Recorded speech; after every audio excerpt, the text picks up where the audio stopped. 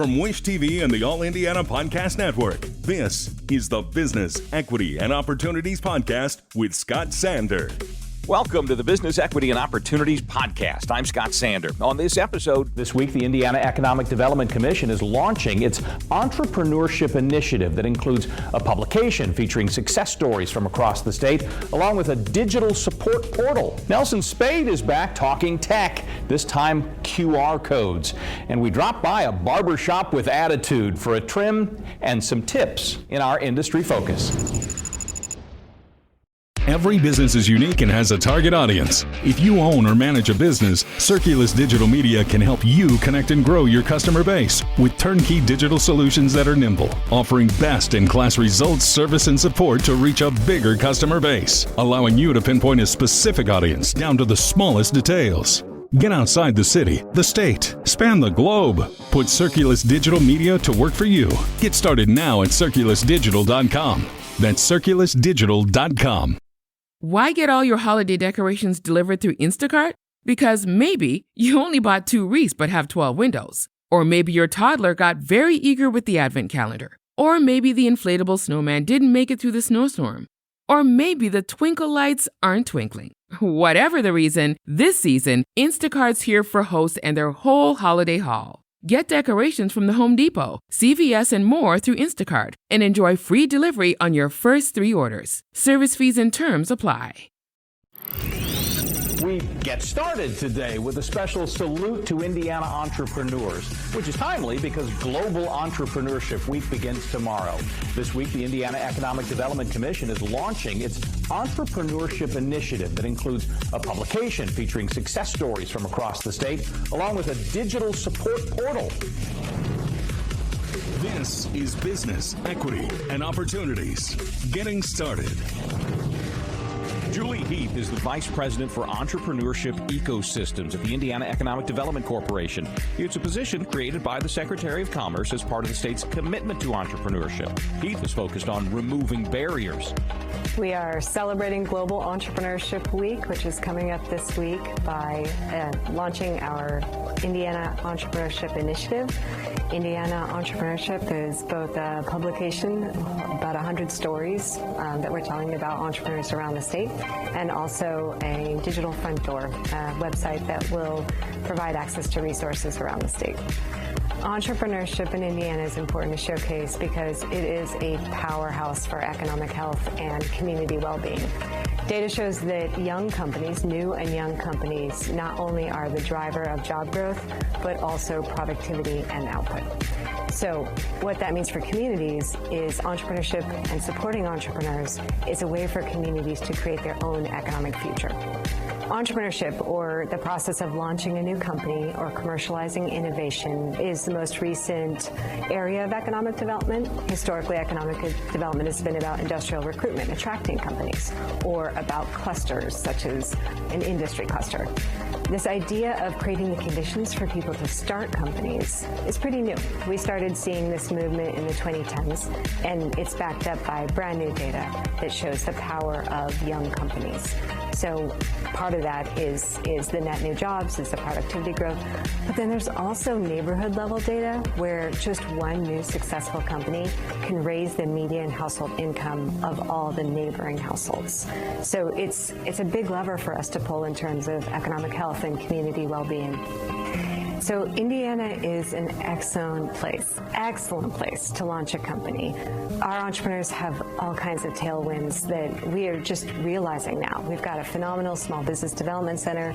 We have a venture tax credit. We have a state-supported venture development organization, top-notch universities with entrepreneurship programs, and a stellar high school entrepreneurship program. That, in combination with our serial entrepreneurs, the legacy entrepreneurs who are paying it forward and reinvesting in the next generation, make for incredible tailwinds. This is a phenomenal place to launch a company. When we started this work about 12 months ago, we did some benchmarking. We didn't just want to benchmark against neighboring states. We wanted to benchmark against the whole globe. And what we found is that we are really strong culturally in helping each other. There's this metric called local connectedness. Simply put, it's how many hours do entrepreneurs get help from others, from investors, experts, community members, and each other. we are competitive globally with the top ecosystems in the world in terms of helping each other. It's Hoosier hospitality applied to entrepreneurship. I love local communities flourishing. I love setting the conditions for neighborhoods to be their best selves. And now that we know that economic health is so closely tied to community health, and we know that entrepreneurship is a really powerful driver of economic health, I want to create the conditions for anyone in Indiana to be able to start a company. That's why I get up in the morning. We are defining entrepreneurship as all young companies and anyone who wants to start a company. So it doesn't matter what the business model is, it doesn't matter what industry it's in, it's anyone who is creating value where there was no value before. It's about commercializing innovation, it's about starting a company. So if you are starting a company, we consider you an entrepreneur. So this publication, Entrepreneurship Indiana 2022, tells 100 stories. Stories of entrepreneurs. These are entrepreneurs who are starting companies in every industry. So it doesn't matter to us whether it's a semiconductor company that is starting up, a battery innovation company, a bakery, a restaurant, or anything in between. The data shows that young companies are economic powerhouses. So we are trying to celebrate these stories regardless of what type of business and what industry. If it seems like QR codes are everywhere, well, they are. On screen in newscasts, in products at the store, in the magazines you read, even on the nose of one of the Indy cars that raced around the track this year at the Speedway. The question is, are they right for your business? And if so, how? Nelson Spade has some thoughts on that. General Manager of Circulus Digital Media, Wish TV's full-service digital agency and sister company. Thanks for being with us as always. Thanks for having me, Scott. Appreciate it. Great contributor over the course of business equity and opportunity so far. QR codes are really fascinating, though, and for many reasons. How common are they at this point, this sort of like mid-post-pandemic point we're at? So mid-post-pandemic is a good way to bring that up. It really was accelerated by contactless payment in the heart of COVID. QR codes are not new by any stretch of the imagination. They were invented quite some time ago, but as a resurgence, as a factor of COVID really got them going. And to this point, 2022, coming off the pandemic, nearly half of all Americans are active QR code users, mid 40 percentile range. The interesting piece, though, for business owners is it's growing 10% a year for the foreseeable future. So it's a growing use. A big piece of that is that it's no longer a technical issue to stifle growth. It's really getting people to understand how to use their phone. You think about your phone on your person. Right.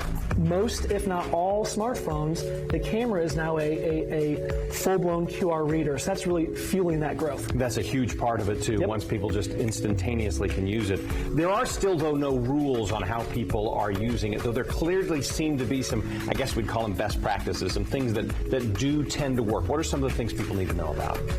You're right, there's not technically a law-abiding rules for QR codes, but some best practices. What we've been seeing most with our clients and regional clients is the use in mediums where typically there's not much of a trackable expectation. Okay. So they're adapting the fact that in its essence, a QR code is a trackable touch point. So how can you utilize that in your day-to-day marketing? You mentioned the IndyCar, being on IndyCar. That was quite different, right? I know you mentioned that you're a big track guy. Really cool case study. PayPal did a big rollout of a QR code process for their merchants, so that if I'm in a store, I can use the QR code to pay that business owner via my PayPal account. But the touch point, the instigation point was the QR code. It was downloaded by businesses every minute. So there was a hunger there from the businesses. Hunger, and it served a purpose. That's a really interesting case study, and obviously a big scale. Locally, or maybe for our business owners watching today, think about it for simple touch points in your day-to-day action. Maybe it's as simple as something on your direct mail piece where tracking might be a bit more difficult. It might be something in your store for packaging information to learn more about a product. The opportunities really can be endless. And when we talk about trackable, just so I understand it, because I think maybe some of my friends also may be trying to grasp all this, that's basically a way to say you've got an old school mailing. Trackable, the QR code means means that's a way to find out if someone actually looked at that thing that you sent out. Looked at that thing, and then did they engage with you with what you want that touch point to be in the QR code? For example, scan this code for the chance to win a XYZ. Right. Great opportunity for direct mail. Okay, so that's something we've really never had in the past. It's always been like, well, I hope this works. Now it's almost evidence. No, this actually works. So what are the trends that you're watching? If there are still things that are not fully developed, what are some of the areas where you see some creative minds maybe making some cool things happen? I'll give three key takeaways. One we kind of just talked about, and that is use in traditional media, print, television as well. We put them up all the times in our newscast. We use them quite a bit here at Wish TV, absolutely. And we've seen a lot of success with, for example, our weather app and downloading weather apps via QR codes. The second, though, is shoppable TV experiences. Whether that's via a commercial or maybe a show like a Lifestyle Live where we have product within that show, rather than saying, please go to this place to buy this product, scan this QR code for a discount on Scott Stainer's matching tie from this morning, for example. Something, something that example. But also, dynamic QR codes are really starting to gain popularity. I'm frankly really excited about this. We're starting to play with them ourselves. What I mean by dynamic QR code is when you print a QR code, all those little dots are a unique code, essentially. Okay. On the back end, after, for example, you've printed a piece on your direct mail, you can actually reprogram that initial QR code for secondary functions. So, for example, say a user scans a code, I can change what that does for the user the second time they scan it, because I know they don't want to see the same thing over again. And I know they scanned it the first time, so it helps them along the journey of a potential sale. You can guide folks through all of this? We can guide folks through all of it. Love the chat. All of Nelson's contact information is always available on BEOshow.com. Nelson, thank you. Thank you, Scott. In this week's Industry Focus, we visit a high-end downtown barbershop that survived opening during a pandemic and grooms its customers to become exquisite gentlemen. This is Business, Equity, and Opportunities. Industry Focus. Drew Irvin and Tyler Marzullo are co-owners of the XG Groom Room. XG stands for Extraordinary Gentlemen. It's an example of the high-end trend in men's salons popping up all over the country. We've been here for about 3 years now. We started in 2019 is when we obtained the building, but took us a little bit to do renovations and stuff like that. But we opened up actually March of 2020, right at the peak of COVID. So that was a little rocky, but we got the ball rolling about that summer, like June 2020, and we've been going uphill ever since. So I've always wanted to be a barber since I was a kid. My mom, she was in the beauty industry. She's actually a beautician. She cuts hair as well.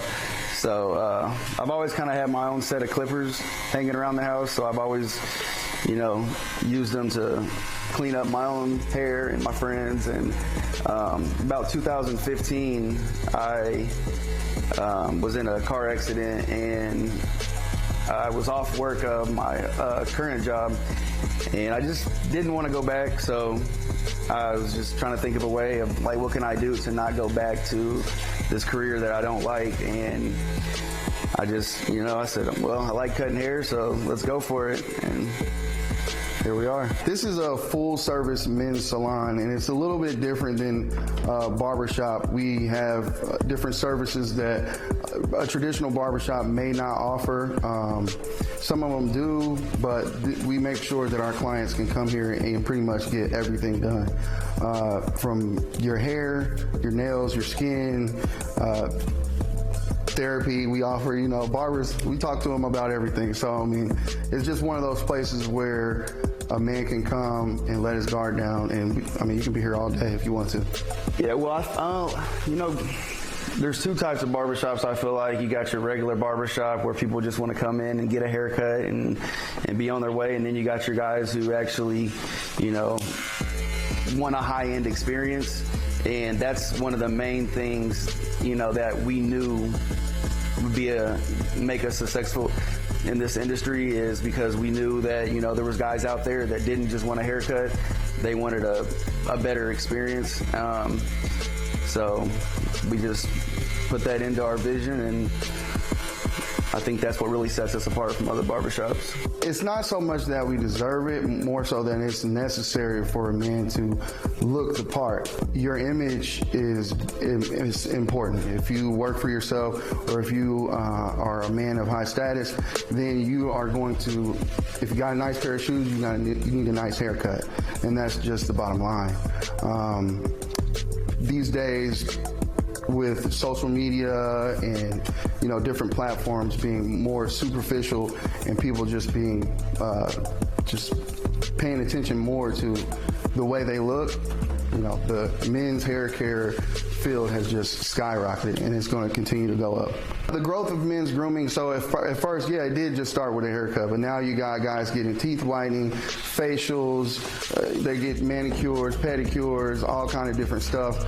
Like I said, they just want to look the part and they want to be the best version of themselves. And then, some married guys, they just want a reason to get out of the house, right? So as long as they can be here all day and make an excuse like, hey, I got the works today, huh? Like I was gone for 3 hours, so they like to come in here and kind of just parlay and kick it and talk. Most of my clients come about every week. Some people come like once every 2 weeks, but they come just to be a part of the atmosphere, the clientele, The vibe in here, the conversation, the connections, I would say is one of the biggest things. We cut a lot of high-end, like I said, high-end people, business owners, Colts players, big-time photographers, models. So, for instance, I'm cutting a model in my chair and Drew's cutting a photographer. They end up, talking, and that's another reason that we do have the lounge back there. It's just a good way for our clients to network with each other. For men's hair care and skincare products, that is something that in the past wasn't really tapped into. I know you had your aftershaves and your shaving cream, and that was about it. But now you've got waxing, you've got, like the beard wax that they use to curl a mustache up, like all kind of different stuff that guys use to smell good, look good. You got your beard oil, you got your, guys, some people are really into the way their hair looks and lays and feels. It's not just about how it looks, it's about how it feels too, right? So, there's a lot of different variations, different products that you can use and that we offer here at XG for our clientele, because we have a very diverse clientele. So we have to keep a big range of products on stock at all times. One of my favorite football players of all time, Deion Sanders, he said, let me see if I get this right. If you look good, you feel good. If you feel good, you play good. If you play good, you get paid good. And that's all that goes through life. I mean, it's all about how you look and how you feel in the morning. A lot of times if somebody's having a bad day, a haircut can change their life. I mean, change their day. I mean, it can change their life too, but it can make or break you getting that job. It can make or break you, going on that date with that girl that you really like or whatever, and that can really do something for a man's self-esteem. So how you look is very important. The future looks like maybe a second location here in Indianapolis. I feel like we have a big gravitational pull from the whole city since we are downtown. But if not, somewhere in a surrounding city, Cincinnati, Louisville, Chicago, or something like that. If you want more information about XG Groom Room or to get a haircut, go to our website, BEOshow.com. Learn more about that industry. Our thanks again to all the contributors who joined us for this episode of the Business Equity and Opportunities podcast. We hope you found it enlightening, useful, and inspiring. You'll find more information about the show on our website, BEOshow.com. You can watch Business Equity and Opportunities Sunday mornings at 10 on Wish TV or live stream it through wishtv.com. Each week we provide 7 full segments with topics ranging from how to get started and how to access capital to the day-to-day running of your business and questions about accounting and bookkeeping. We feature business news and trends and always share a success story from one of our contributors.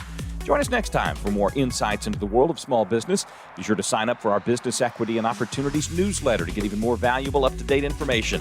And if you have any questions or you'd like to be part of our show, please email us. The address is beo@wishtv.com. We'd love to hear from you. I'm Scott Sander. Thanks for listening. Watch the Business Equity and Opportunity Show on Wish TV and access all of our content and share it on demand anytime at beoshow.com. You can find more podcasts from Wish TV on the All Indiana Podcast Network at allindianapodcastnetwork.com.